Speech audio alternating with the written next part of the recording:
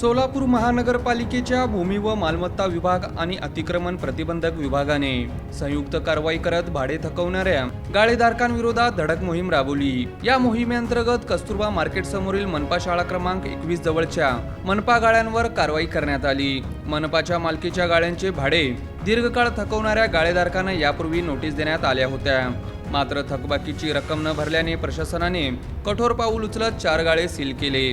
या कारवाईमुळे परिसरातील इतर थकबाकीदार गाळेधारकांमध्ये खळबळ उडाली आहे।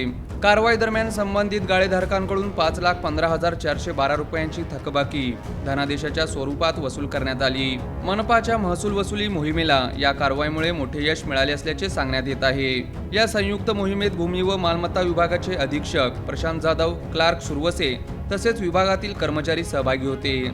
अतिक्रमण प्रतिबंधक विभागाचे कनिष्ठ अभियंता दीपक कुंभार, पोलीस कर्मचारी आणि मनपाच्या कर्मचाऱ्यांनीही या कारवाईत सक्रिय सहभाग घेतला।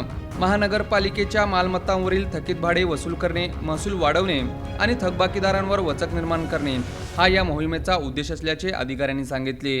आगामी काळात ही सोलापूर शहरातील विविध भागांमध्ये थकबाकीदार गाळेधारकांवर अशाच प्रकारच्या कारवाया सुरू राहणार असल्याचा इशाराही मनपा प्रशासनाने दिला आहे।